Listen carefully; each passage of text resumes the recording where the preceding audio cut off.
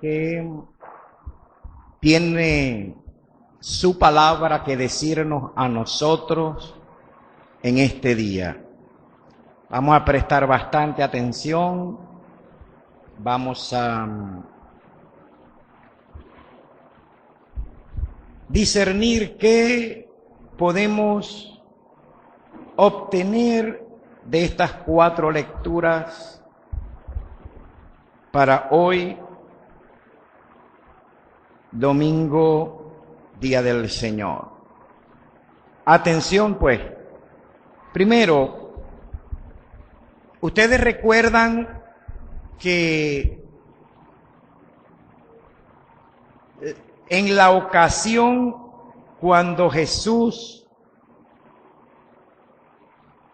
volcó las mesas de los cambistas de monedas en la entrada del templo o en el atrio del templo, que luego se hizo como de una especie de soga a manera de látigo, y a todos los comerciantes corruptos que estaban allí los sacó, cuando él expresó: escrito está, mi casa será llamada casa de oración. Bueno, aquí en Isaías está la cita que utilizó Jesús para decirle a los comerciantes del templo que su casa sería llamada casa de oración. Dice: si se mantienen firmes en mi pacto, yo los traeré a mi monte sagrado y los haré felices en mi casa de oración. Yo aceptaré en mi altar sus holocaustos y sacrificios, porque mi casa será declarada casa de oración para todos los pueblos. Bueno, a esto se refería Jesús cuando exigió y demandó que el templo de Jerusalén sería un lugar de oración y no de comercio, tracalerías, fraudes, robos, corrupción y todo lo que allí se estaba haciendo. Episodio que no es la predicación de hoy. Episodio cuando Jesús hizo esto que ha sido llamado como la ira santa. La ira santa. Y aquí en Isaías tiene su asidero la cita del mismo Cristo. Pero me gusta mucho la expresión que dice: les haré felices en mi casa de oración. ¿Ve? En mi casa de oración les voy a hacer felices. Usted quiere infelicidad, aléjese de la iglesia. Usted quiere ser un desdichado, aléjate de la iglesia. Vas a ser un desdichado. ¿Cuántos están acá todavía? Les haré felices en mi casa de oración. Ahora, vamos a examinar algo rapidito para que pasemos a las otras lecturas. Después de la cruz, después del Calvario y luego de la resurrección, cuando Jesús inaugura una nueva era, vamos a ver qué o quién pasó a ser la casa de oración. Vamos a prestar atención. El domingo pasado hablamos de recreados para hacer buenas obras. Recreados en Cristo Jesús. Es decir, creados de nuevo para acciones buenas, buenas obras. Eso lo vimos el domingo pasado. Esta recreación está directamente ligada con la resurrección de Cristo y con la venida del Espíritu Santo y con la era de la iglesia. Ahorita vamos a hilvanar lo que estoy diciendo con la epístola, ténganlo allí en cuenta. Los inteligentes que siempre anotan y llevan allí la cuestión, vayan tomando esto en cuenta. Lo que estoy diciendo, la nueva era, nueva creación, la era de la iglesia, el tiempo profético de la iglesia, del pueblo de Dios nuevo, téngalo allí presente. Esta nueva creación difiere de la antigua creación. Yo no sé cuántos de ustedes se han preguntado por qué cuando Jesús resucita y se presenta a sus apóstoles, Él dice en la Escritura que sopló sobre ellos y les dijo, recibid el Espíritu Santo. Yo puedo atreverme a decir que es la segunda vez que Dios sopló. Porque la primera vez que Dios sopló fue cuando estaba creando al hombre, cuando estaba formando al hombre, que sopló sobre su nariz aliento de vida y fue el hombre hecho un alma viviente, dice Génesis. Le dio vida a la antigua creación, por eso sopló sobre el hombre. Ahora no es casualidad que Cristo resucita y vuelve a soplar, pero sobre los apóstoles, porque se estaba formando una nueva creación. Usted y yo formamos parte. La iglesia es una nueva creación. Por eso Jesús sopla sobre los apóstoles y les dice, reciban el Espíritu Santo, porque el primer soplo que Dios hace sobre su hombre, sobre su creación, sobre Adán, en el primer soplo, dice que colocó sobre él, en ese soplo, el espíritu, el alma, y el hombre recibió un alma viviente. Nefá, en hebreo, recibió el hombre en ese momento, o nefé. Pero en la segunda creación, cuando Cristo siendo Dios también sopla, el hombre recibe no su espíritu que ya estaba, sino el Espíritu Santo. De manera que el hombre, usted y yo somos una nueva creación, con un nuevo espíritu.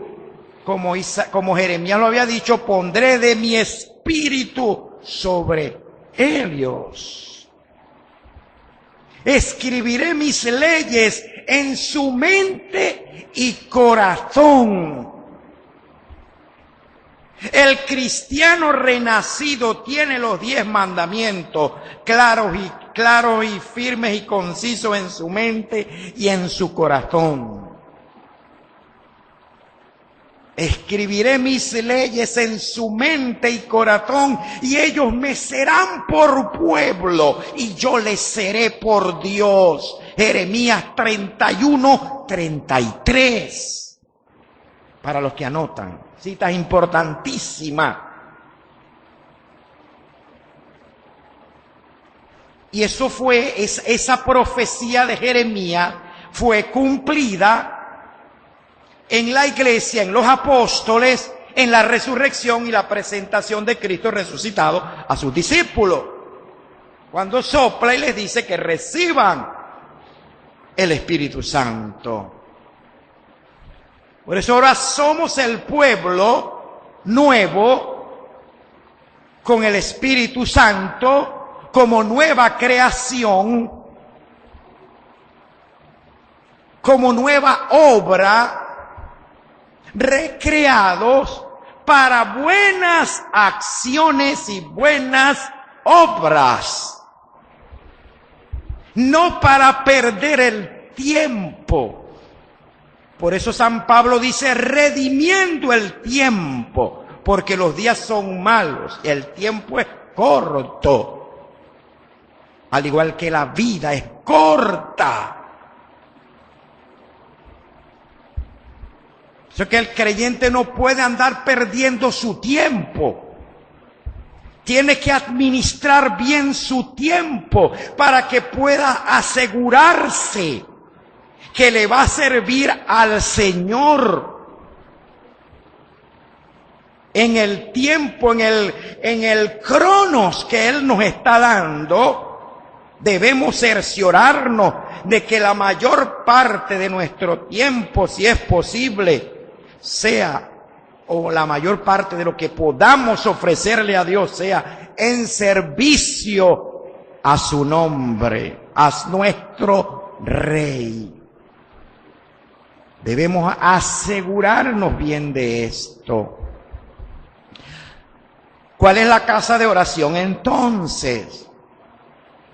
Hay dos connotaciones que debemos seguir. Una, usted pasa a ser la casa de oración. Usted pasó a ser el templo del Espíritu Santo. ¿No sabéis que somos templo? Dice San Pablo a los Corintios, y que el glorioso Espíritu de Dios reposa sobre vosotros.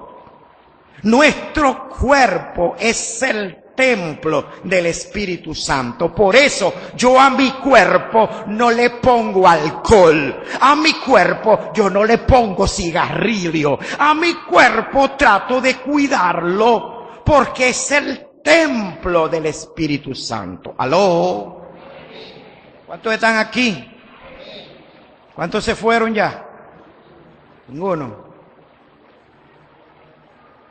Por eso a nuestro cuerpo no le metemos droga, ni le hacemos daño, porque es el templo del Espíritu Santo.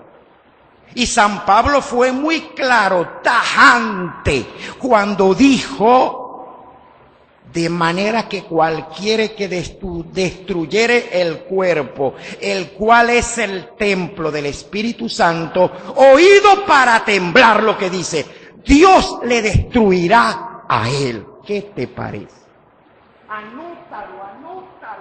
Anota eso allí.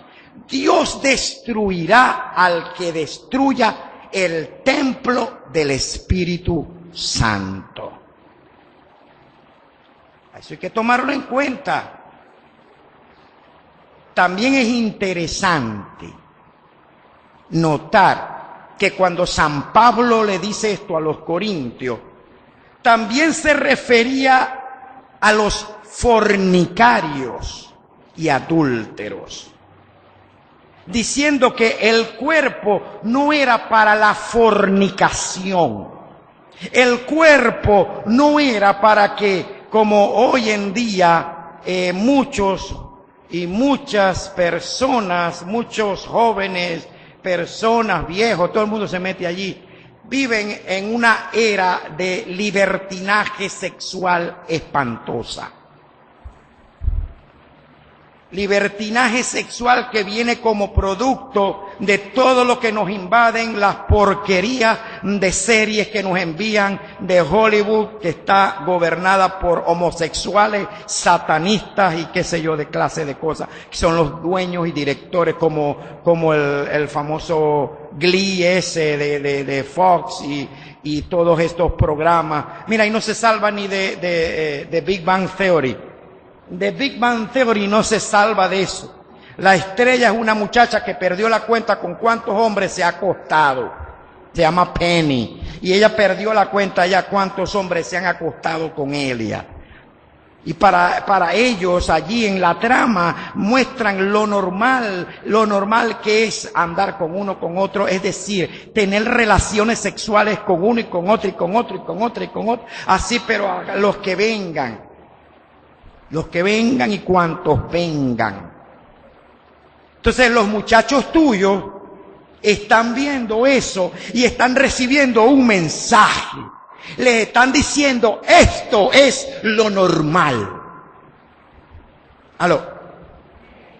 Les están diciendo Esas muchachas de 12, 13, 14 años que ven The Big Bang Theory, que ven Glee, que ven, ¿cómo se llama la muchacha esta fornicaria que es más prostituta que volverlo a decir? ¿Cómo que se llama? ¿Cómo se llama? Chica, ¿cómo es? ¿Cómo es? Girl, ¿cómo es? Nadie me dice. ¿Ah? ¿Cómo? Algo así. Algo así. Están transmitiendo un mensaje a nuestros muchachos y a nuestras muchachas. Y hasta los adultos. Porque yo sé que hay padres que no les importa que sus hijos, jóvenes o adolescentes, tengan relaciones sexuales. No les importa. Al contrario, dicen, a lo mejor eso es bueno. Eso es bueno para que conozcan gente y para que sepan bien con quién se van a casar. Para que tengan y para que agarren experiencia. Entonces San Pablo dice que nuestro cuerpo es templo del Espíritu Santo.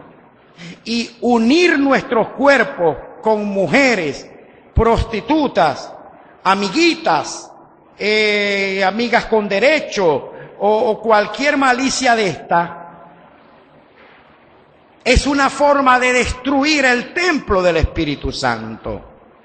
Y dice San Pablo, los cuerpos no son para la fornicación, son para Dios. El que se une con una ramera es un espíritu con esa ramera. San Pablo a los Corintios, primera de Corintios. Pero el que se une con Dios es un espíritu con Dios. Y esto se lo está diciendo a los jóvenes solteros.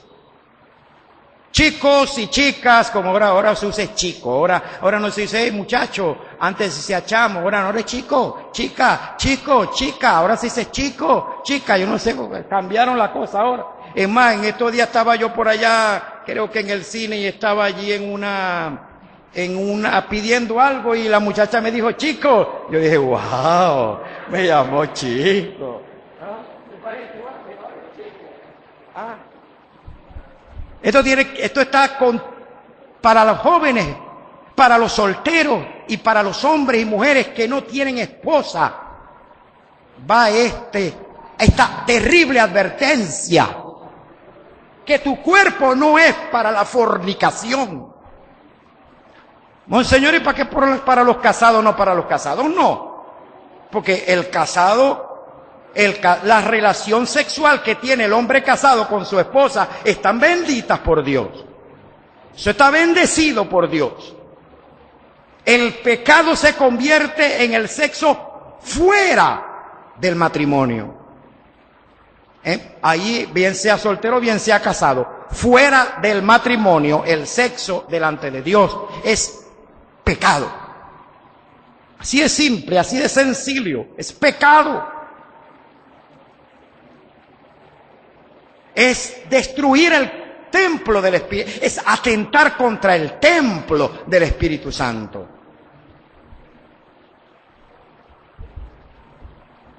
Y a eso se refería el apóstol. A eso se refería San Pablo. Tercera y última parte. Entonces, siendo recreados como pueblo de Dios, ¿cuál es la otra que pasa a ser la casa de Dios?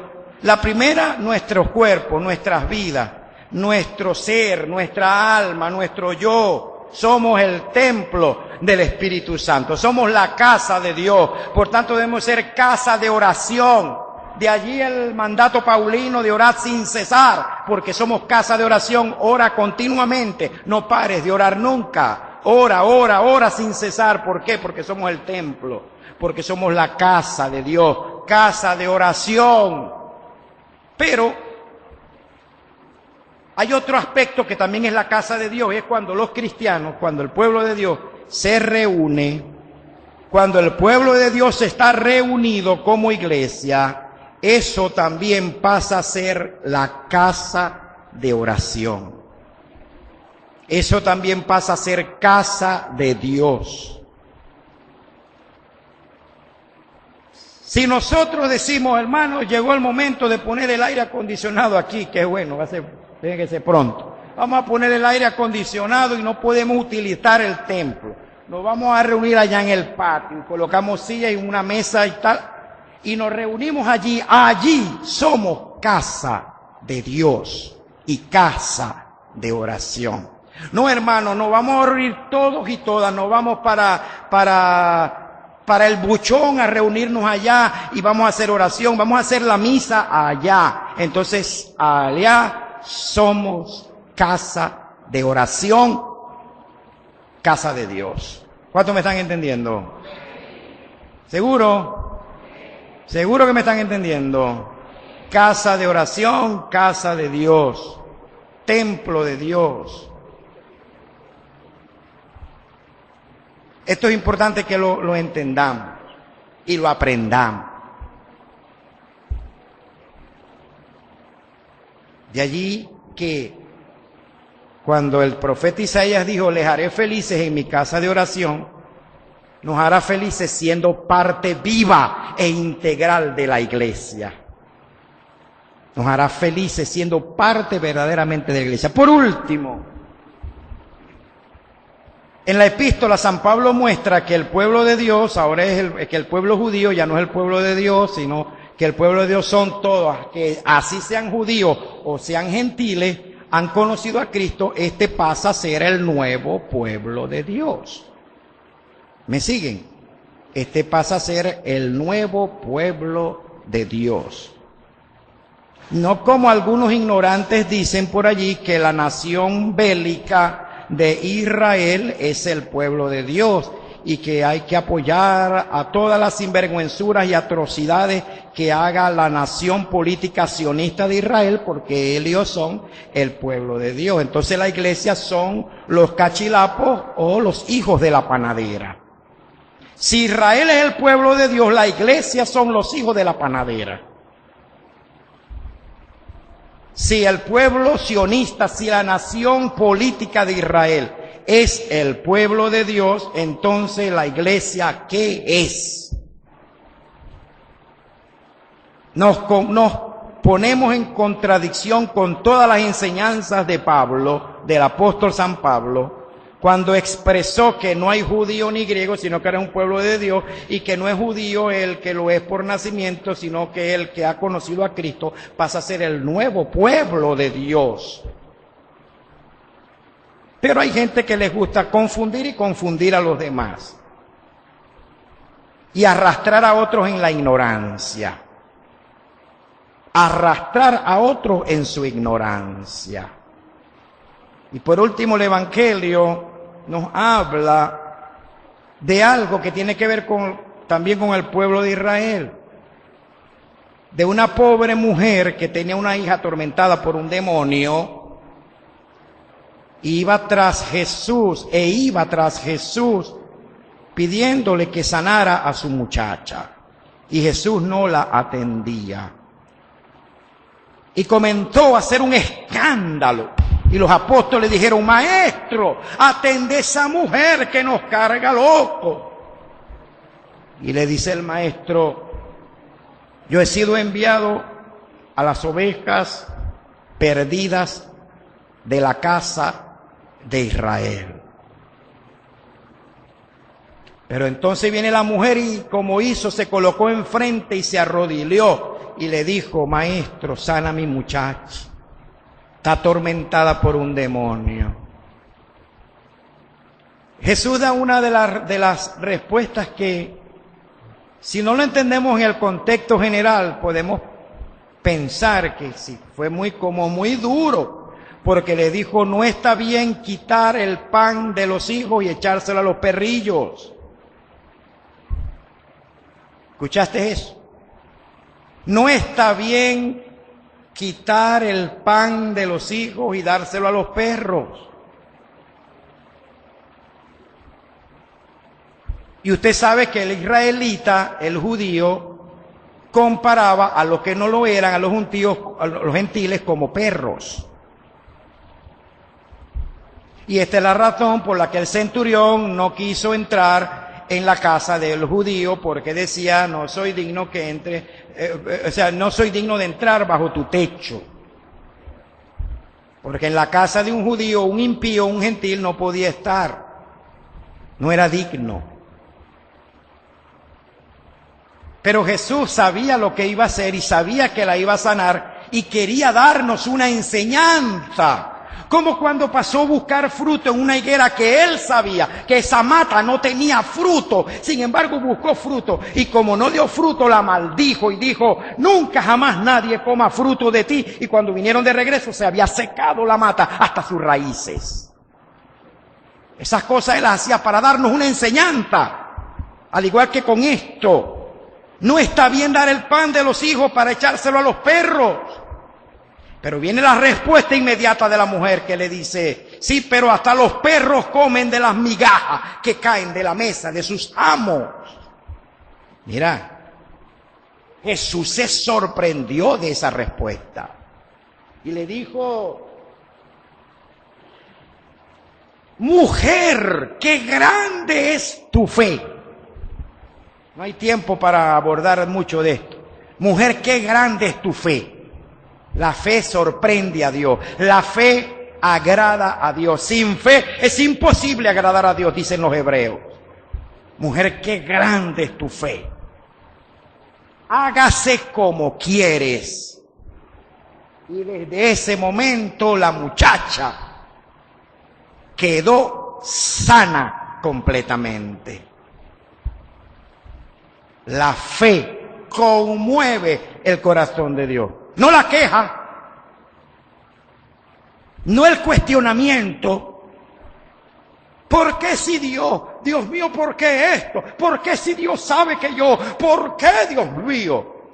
¿Tú crees que eso va a mover a Dios? Dios tiene características especiales, como atributos especiales. Y una de esas es que a Él lo mueve es la fe de nuestros corazones. Por eso por fe es la salvación. Por eso aquí todo es por fe y para fe como está escrito. Pero eso nos cuesta a veces.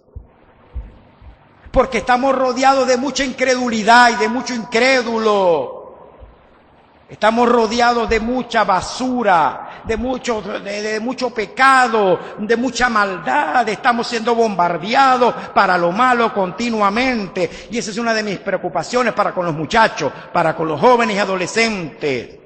Por eso cuando yo consigo algo bueno trato de inyectárselos. Por ejemplo, cuando consigo una película como la que vimos hace poco, hay que verla, animo, hablo, digo, busquemos porque hay que contrarrestar tanta basura que reciben nuestros muchachos a través de los medios de comunicación y de las fulanas redes sociales esas.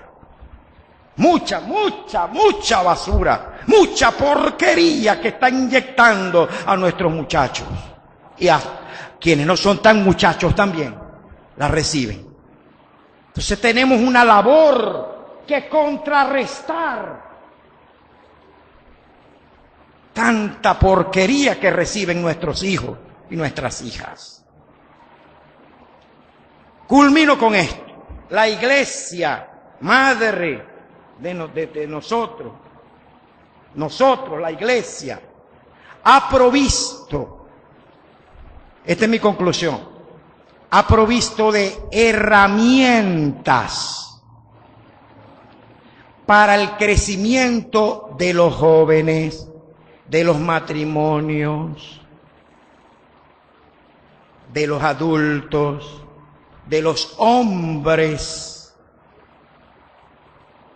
para su crecimiento. Pero escúcheme un momentito, esta es mi conclusión. Pasamos al credo y a la liturgia de la Eucaristía. Escucha, ¿para qué sirve una herramienta? Mire, una herramienta sirve para corregir y para crear algo nuevo y hermoso, para ayudar. Una herramienta tiene muchos usos importantes, sin las cuales no pudiéramos ver tantas maravillas. Una herramienta sirve usted tiene que ver, usted tendría que ver el uso de una herramienta en manos de alguien. Usted tendría que ver el uso de una máquina de soldar o de un esmeril en manos del padre Juan haciendo los portones. Usted tendría que ver eso. Como de un bojote de hierro que le compra uno, el padre Juan con una máquina de soldar, con un esmeril, con una regla, hace los portones de nuestro templo, de nuestra iglesia, de nuestro terreno, de nuestro lugar aquí. Usted tendría que ver al padre Juan con casi 70 años sacar de un bojote de tubo una cosa tan perfecta, tan bonita, tan wow, que uno se queda asombrado. Pero él necesitó herramientas. Usted tuvo que haber visto a Nelson subido allá arriba en lo último con una máquina de soldar colocando unas piezas para poder tener las canaletas. Eso había que verlo. Usted tendría que ver a Alberto que le dan un poco de madera y saca de pronto esos reclinatorios. Eso fue posible gracias a las herramientas. Sin el cincel, sin el martillo, sin la cosa, no tuviésemos esos reclinatorios. Entonces, ¿por qué cuando la iglesia provee herramientas para ustedes, ustedes no la aprovechan? Cuando tenemos reuniones de pareja, por ejemplo, ¿por qué usted no aprovecha las herramientas que la iglesia está dando para su crecimiento y formación y felicidad? ¿Por qué cuando tenemos una actividad para los jóvenes, aunque la última estuvo bastante concurrida, ¿verdad? ¿Por qué no aprovechamos las herramientas, una actividad, un taller, una película, lo que sea que nosotros ofrezcamos como herramientas para crecimiento? ¿Por qué usted no las aprovecha? ¿Usted se ha creído que usted se las sabe todas o que usted es el papaupa? ¿Qué es lo que se creen algunos? Me pregunto yo. No sé si usted se pregunta lo mismo. Pero yo nunca puedo dejar de poner, ¿para qué he enseñado yo que son los malos ejemplos? Para mirarnos y decir eso no es lo que yo voy a hacer. ¿Aló? ¿Para qué sirve un mal ejemplo? El mal ejemplo no es para tomarlo, sino para rechazarlo. El mal ejemplo es para vernos en lo malo y decir, Guillo, yo no voy a caer en eso. Para eso sirve el mal ejemplo. Un mal ejemplo es para que digamos, eso es lo que yo no voy a hacer. ¿Aló? ¿Cuántos están conmigo? Entonces, nosotros tuvimos el año pasado unas excelentes charlas para los matrimonios. Y uno de los matrimonios que no venían, una vez los interpelé y les pregunté, ¿por qué ustedes no van a las reuniones de pareja que son tan buenas? Son tan interesantes, se aprende tanto. Y la mujer dijo, que nosotros no estamos para perder el tiempo con esos jueguitos y cuestioncitas y esas boberías que se ponen a hacer allí. Pacha, dije yo. Tremenda respuesta. Meses después, aquellos sabios, aquellos sabiondos, tuvieron una desgracia tras desgracia. Y por último, terminaron separándose, llevando y sufriendo dolores, etcétera, etcétera, etcétera. Porque escrito está, y me permiten culminar con esto, el que se exalta, el que se cree mucho siendo nada, el que se cree papaupa, el que se cree que se la sabe toda, el que se cree muy maduro, es un altivo, es un arrogante. Y el que se exalta será humillado. Y eso hay que tomarlo muy en cuenta. Y así como escuchó, es el ruido de la caída estrepitosa del arrogante, soberbio y altivo. Caída estrepitosa.